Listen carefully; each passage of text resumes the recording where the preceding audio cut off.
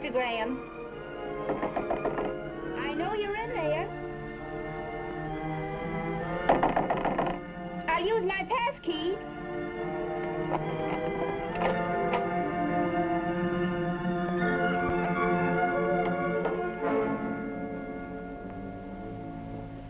Go away, Rose. You're in a lot of trouble. Someone just phoned saying that detective was on his way over. You're liable to be arrested on suspicion of murder. I know. What did you do to your wife, Geraldine, Mr. Graham? Where is she? Look around. Her colognes, her perfumes. See? All her clothes. Her magazines. Even her cigarette. But where is she? In this room, where she always is. Oh, now, Mr. Graham. Where do you think she is, Rose? Well, you've got me. I'm on a merry-go-round. I don't know what to think. You seemed like such an ideal couple. When I'd see you and your wife together... What was that you said? When was the last time you saw Geraldine? Well, I've been trying to remember. About a month ago. A month ago, eh? A month ago. You'll stop laughing when they arrest you for murder. Oh, come now. How could I have killed my Geraldine? Then where is she?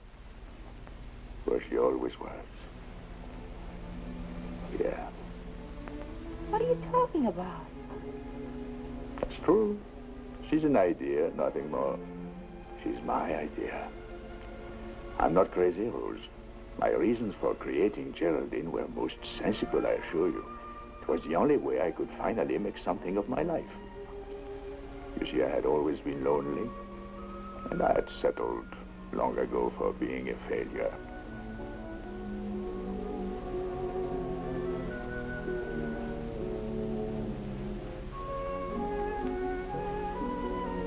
My life was a succession of small defeats, drifting from one insignificant job to the next, from one rooming house to the next. And nothing was going to change this late in the game. I answered the advertisement as a joke. It was a very wonderful position. I knew I didn't have a chance. But this time I got a reply. A request to come in for an interview. How ridiculous. A job like that for me? They'd laugh at me.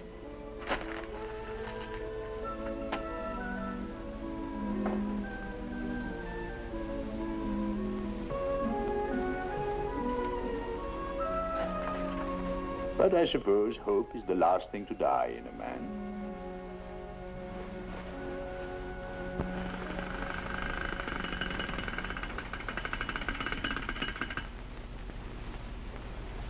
Excellent education, I'll say that for you.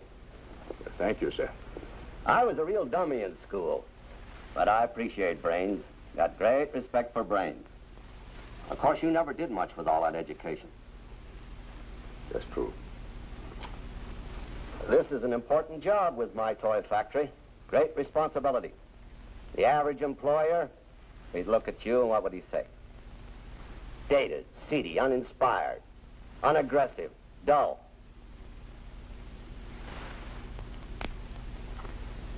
I suppose so. But for me, don't ask me why, you vibrate. I'm a great believer in vibrations. I can enter an empty house, and in 2 seconds I can tell you whether or not the house is for me just by the vibrations. Also, I'm fed up to here with the slick young hotshots. Give me a middle-aged, substantial, settled man with responsibilities. And you know what you've got? Stability. Sir? Prepare a standard contract for Mr. Graham. He'll be starting Monday. Yes, sir. 2 things I believe in, Graham. Vibrations and stability.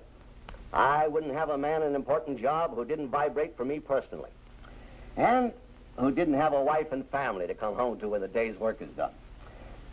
Ethel, John Jr., Herm, Pete, How many kids you have, Graham? This little Petey, he's going to be the wolf in the family. Look at that gleam. How many? Kids. None. But you're married, of course. Well, I don't know if you mentioned it in your letter. I just assumed. You are married. Yes, yes. Of course. Certainly. For many years. Well, that's fine. Have a cigar. Thank you. That's how it started. When all my new hopes were going down the drain again, I created my wife. Now I needed a new place to live, a bigger place, in Mr. and Mrs. on my mailbox. I had to start a whole new life for two. I saw your ad in the paper about a bungalow. I'd like to see it. Oh, just you? No, my wife and I. She couldn't come. She works at irregular hours. Research work, you know. You probably won't see much of her.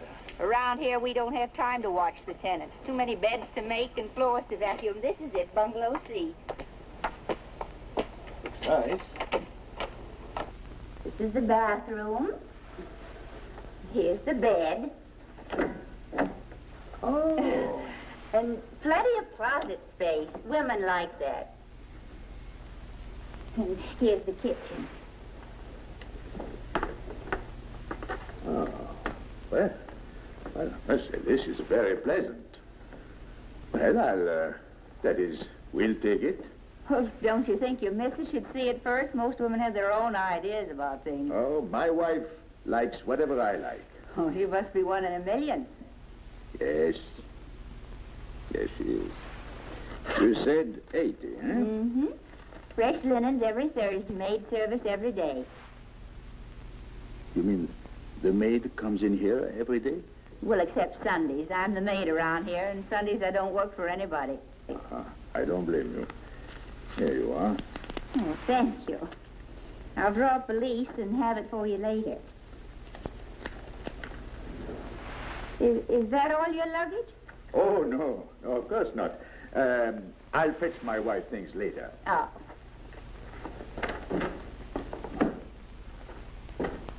May I help you? Well, I'll take these.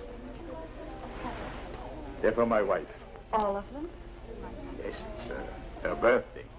This is size 16, size 9, size 32. But you must have one of those new adjustable models. Oh. Well, I must say I don't know much about shopping. You men are such frauds. What do you mean? Well, you're so high and mighty until you enter a woman's shop, and then you just shrink into nothing. Now, tell me, is she tall or short? Is she slim or plump? Describe her to me. Give me some idea of her coloring, of her temperament, so I can know what to pick out. What is your wife like? Well, it's a little difficult. She's slim, graceful, very dainty. No more than 5 feet tall. Blonde, but ash blonde, nothing gaudy. Her eyes are a lovely gray, with a little twinkle. Of course, she's no girl anymore, but still she has the excitement of youth and the charm and dignity that comes with years. She's very beautiful. You're very generous. I'll show you a few things. Thank you very much. Oh.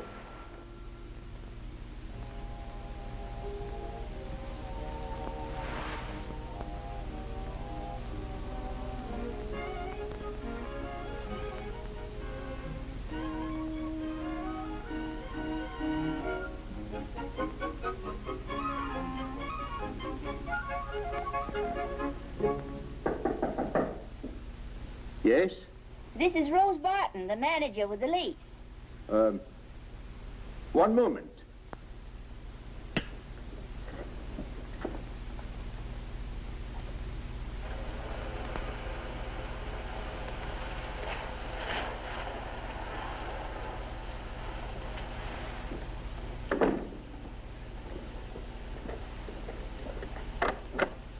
Oh, come in.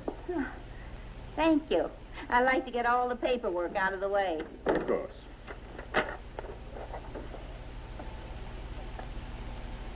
Your wife like the place? Oh, very much. Very much indeed. No complaints. No complaints? She sounds too good to be true. Here you are. Oh, your wife has to sign it, too. Oh.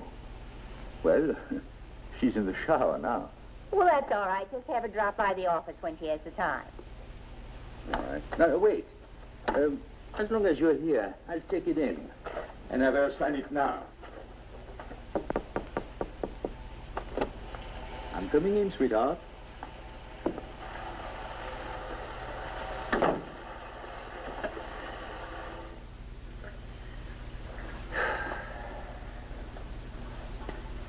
Now, what should I put? Jane, Virginia, Alice.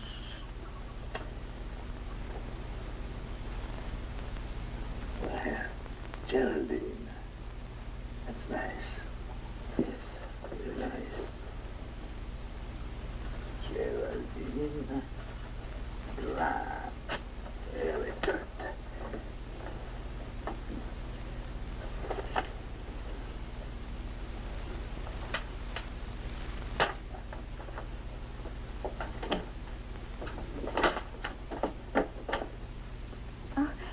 I was admiring her clothes. She has very good taste. Why, thank you. Never had much time for nice clothes myself, and aprons my specialty. Here is the lease. Oh, excuse me. It's a little wet. Thank you. I hope to meet Mrs. Graham soon. By the way, I guess Geraldine is not too good to be true after all. There is one complaint. Oh, She says the water is not hot enough. spoke too soon, huh? All right, I'll check the heater.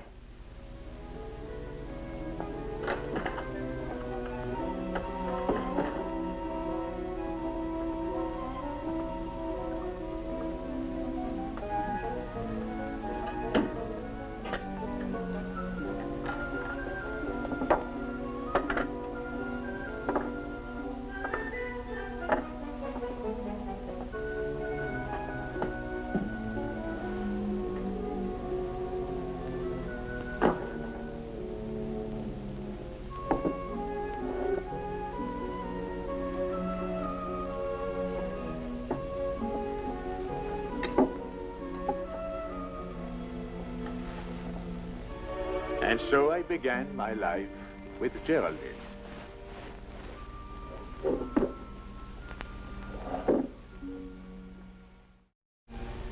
You say Geraldine doesn't exist, but the mailman brings her magazines, letters. I subscribe to the magazines. I write the letters. People in the court remark about what a nice, quiet couple you are. Never any fights, never any noisy parties. I used to hear you talk to her. Yes, to an empty room. And yet, there were times where I could have sworn that she... What? Nothing. Well, what about the people where you work? Oh, they believe in Geraldine completely. I was always sending my secretary out for little gifts for her. Every morning, there was a fresh flower in my lapel, placed there by Geraldine. I had to make them believe, especially Mr. Martin. My job depended on it. But I must admit that keeping her alive became an extremely exciting game. Of course, there was a certain element of risk. The other day, I was almost caught. I was in my office. Lunchtime. Oh? Has my secretary gone? Sure. Oh, I told her to put a call in to my wife. Well, do you mind waiting just a second? I'll make it short. I'm starved. I won't be long. The time is 12:50. Hello, my darling. Exact. I've been meaning to call you all morning, sweetheart, but this is the first chance I've had. Of course I do. The time is I hope you fell asleep again after I left. 52. You were so tired last night. Yes. And your face Looked so lovely this morning on the pillow. The time is 12:52. Well, see you tonight, sweetheart. 20 seconds. What are you doing?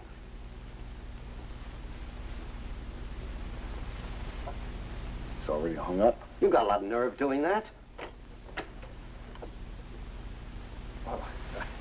I was just going to call you to tell you to step on it. You say, hey, remember, I said I was starved. What did you hear? Nothing. You'd already hung up.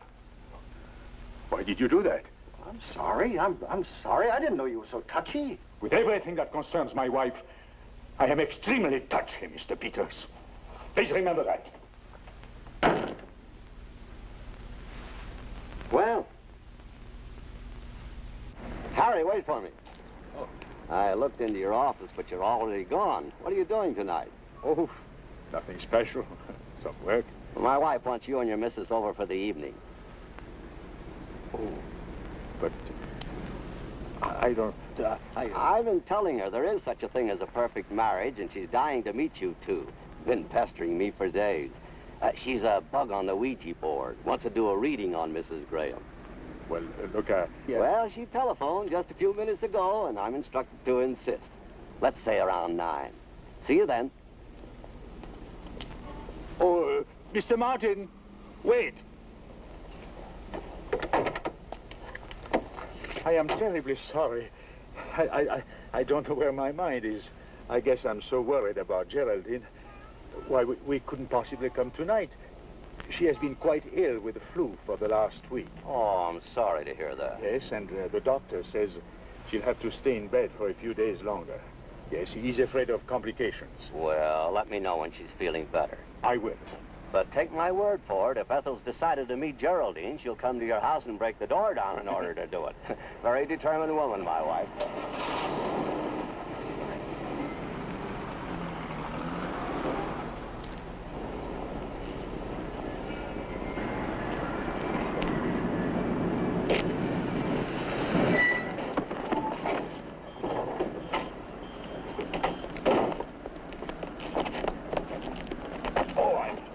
I'm terribly sorry. Are you all right? Yes, sir. Case of emergency, notify Geraldine Graham, Hillside 3674.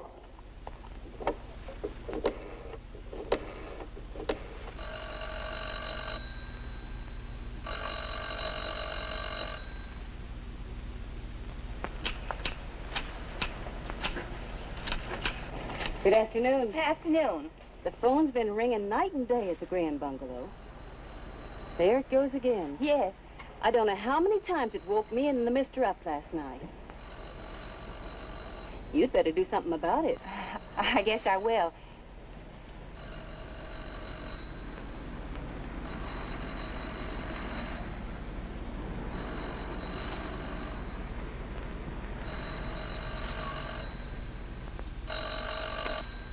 Hello? Mrs. Graham, please. Oh, she's not in just now. Is there a message? Oh, this is General Hospital. Her husband's been in an accident. Is he hurt bad? Oh, no, not seriously at all. It's just a slight concussion. He'll be getting discharged today or tomorrow. But he was unconscious last night, and we've been trying to reach his wife. Well, I'll leave a note for her to call the hospital the second she comes in. Fine. And please tell Mr. Graham that I sent my best wishes. This is Rose Barton. All right, I will.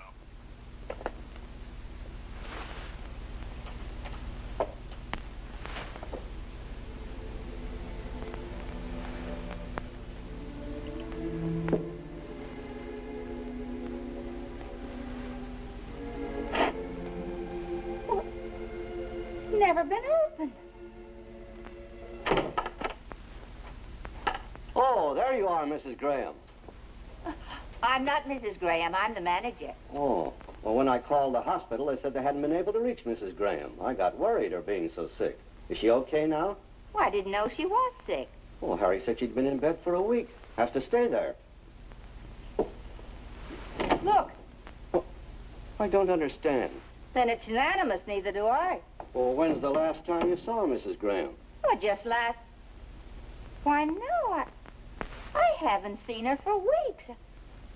Oh, Mrs. Haynes? Yes? When's the last time you saw Mrs. Graham? Is anything wrong? We don't know. Well, I saw her. Well, I haven't seen her in a month. Something is wrong. That's why the telephone was ringing all night. I just know something is wrong. Oh, maybe she just went out of town for a day or two. He said she'd been in bed for a week. Well, all her clothes are still here, and their suitcases. So she hasn't gone out of town. He's killed her. Nonsense. It's true. He's killed her and hidden the body. Oh, shut up. Then where is she? Where is she?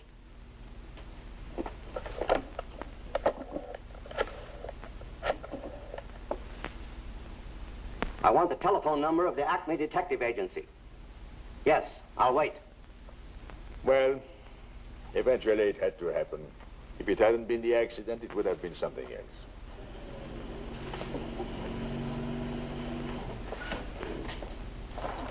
This must be the detective. Oh, well, what am I going to tell him? The truth. What else can you tell him? The truth. But you think he will believe me? And even if he does, what would it mean to my plans? Everything down the drain. The truth.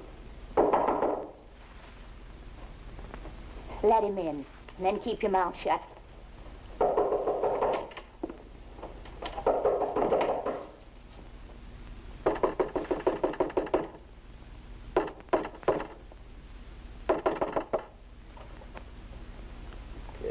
Mr. Graham? Yes? Mr. Graham, my name's Fred Blake. I'm from the Acme Detective Agency. I tried to reach you at the hospital. They told me you insisted upon being discharged today. That's true. You shouldn't take chances on your health, Mr. Graham. What can I do for you? For me, nothing. My client has a very unusual request. He wants me to tip my hat to your good wife. Upon so doing, I'm to beat a hasty retreat and go on to other things. Simple? Look, I'm sorry.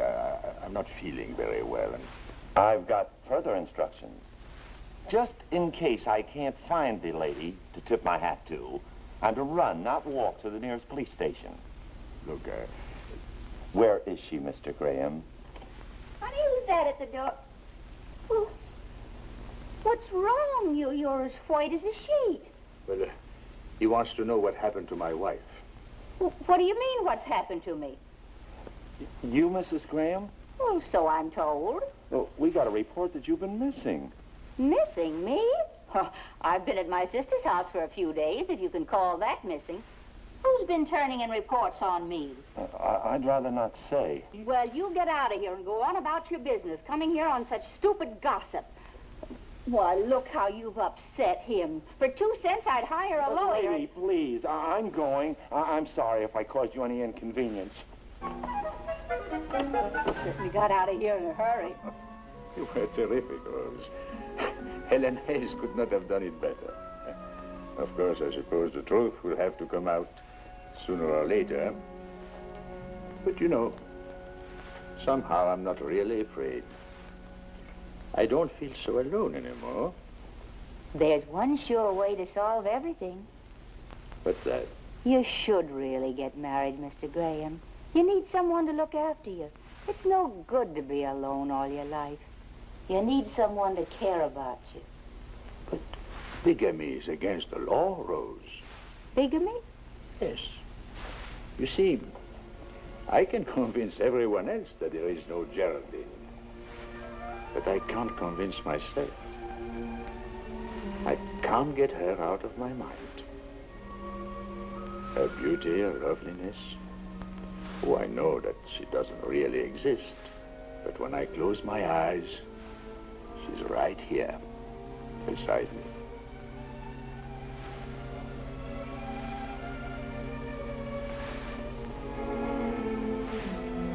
How could I ever possibly give up my wife, Geraldine?